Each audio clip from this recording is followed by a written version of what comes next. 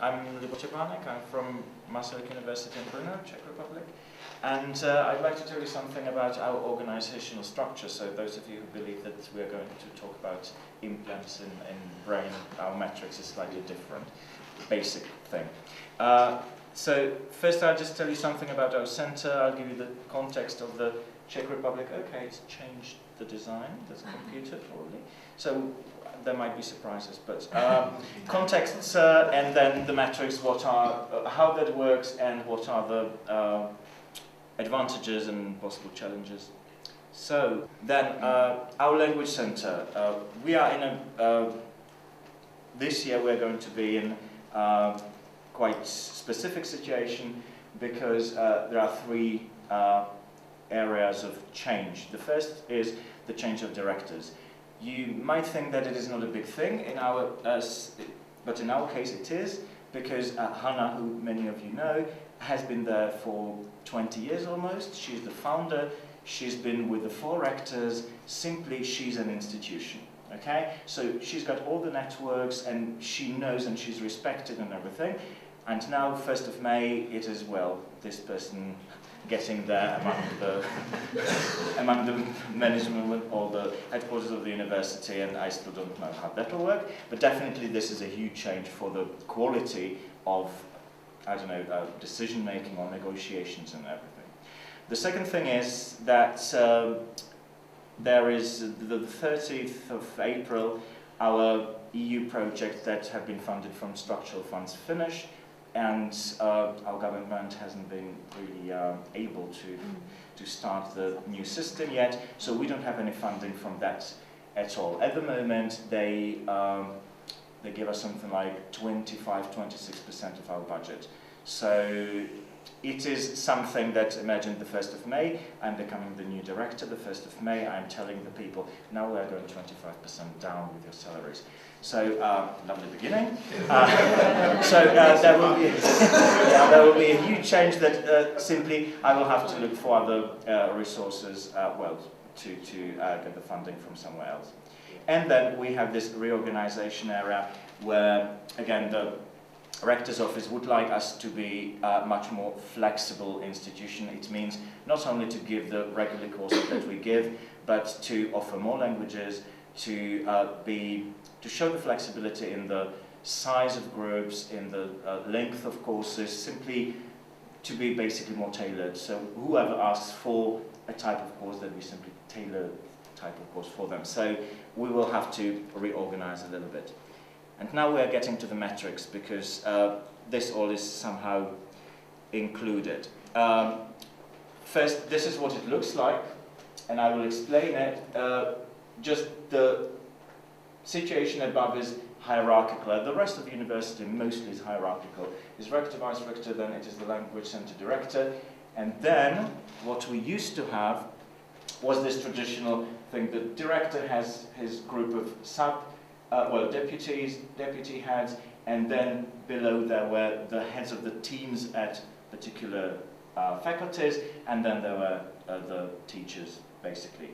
The problem was that when there are 100 of us, we need to communicate intensively, and very often what happened was that simply that green line was kind of a blocking one. So whatever we needed to communicate to the people below, there was, well, the head who liked it, they communicated, some changed it a little bit, either intentionally or not, somebody simply ignored it, and it was really difficult to get to them, to everybody. So in 2011 and 12, we got an expert's help, and we were offered organizational structures, what we could actually work with it, or do with it. And finally, we thought that this metrics system should be the best one. Because what it does now, that apart from the director who's above, now there are actually different types of activities or areas that go across the teams at each faculty.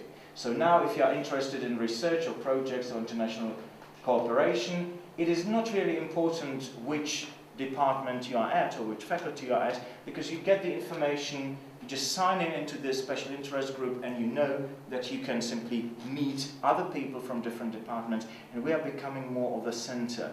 Before it was language center above, and then it was like close teams at each faculty. Also, what we have, like if you look at the executive section, this is the administrative, it doesn't change much, but what we have is that the rest of it is really changeable and flexible. And also you can see the line across, which is just one or two people who is the support, and they basically try to know everything, what's going on everywhere, so that they notice, okay, actually this person is lost somewhere, we have to put him there because there is something else going on. Now I'll try to explain it more into the advantages and challenges. So advantages, definitely we get extremely good flexibility in people, whoever can do whatever. The communication, excellent, because it just opened up the space and we can reach every single person in the whole center. Then personal growth. Those people who felt that they were blocked by their team, now they can see, okay, there is actually some potential or some possibility of growth somewhere else, so I can join that group or something like that. And also it's very useful for dealing with the different size of the departments or the faculties, because, for example, some departments have 3 people, another at one faculty, and then another it is 15, so we have to have a slightly different approach to that. Now, what are the challenges? We call it, well, it's flexibility, but flexibility within a rigid framework.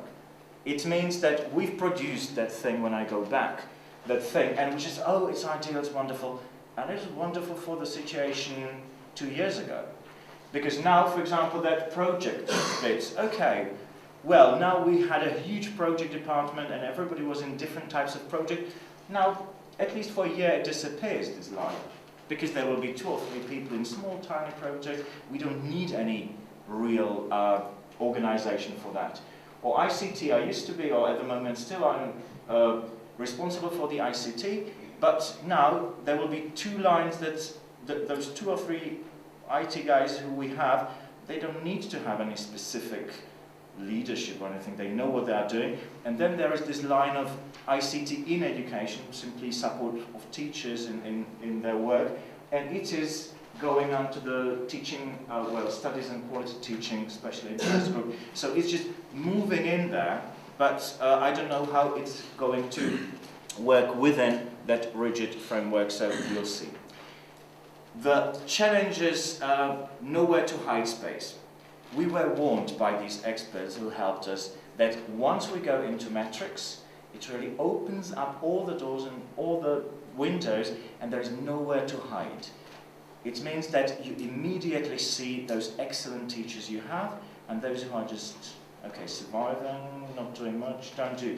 And of course, among 100 staff members, there is a not big, there is a potential for this kind of people. And of course, they hate the new situation, because it just opened up the thing that, okay, how come that this person is doing that, and how come that I've been all the time saved by the head because the head didn't really care about the thing. They were happy that something was done, and whether 2 or 3 people did it, they didn't care. Now it is practically everywhere, and it is, for some it is really complicated.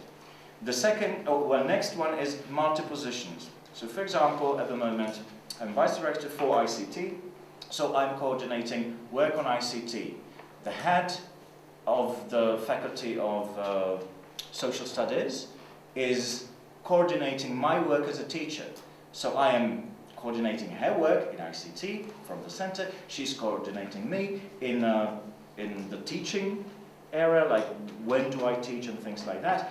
Then in project area, I will have another coordinator for testing, and at the same time, I will be coordinating that person in different area. So everybody is actually has somebody above and below, and we have to deal with these things. And again, this is, for some people it's excellent, because they just think, okay, well, I don't care whether I have to be coordinated or coordinated at the same time. For some people who have this strong hierarchical structure in their heads, they just, no, look, I'm the boss here, well, for the department, and you don't pay, well, you are not really respectful to me in this area, and you just, sorry, in that area, I am the boss. It's like you are the boss in a different sector. So it is really new to many people, and to a lot of them, it is causing problems in the personal relations, because some of them are saying, oh, I've always been the boss. Now it can be clear that mine is not really the best one, because I can't hide the things any longer, which I hid before, because we get the information from below, and at the same time I'm not respected by some of my employees, because they are actually coordinating huge sections in our project, and they are above me, so it is a big problem. Can be potentially a big problem. Okay, there is one more thing I just want to say, that these are our activities that we do or that we have, and we could go in detail into them and look at how the matrix works or not, but I will simply stop here and open up discussion so that you can ask, we can see how that works, and if needed I simply go to one of them in detail and explain how that can be used or what we believe is good. Okay, thank you.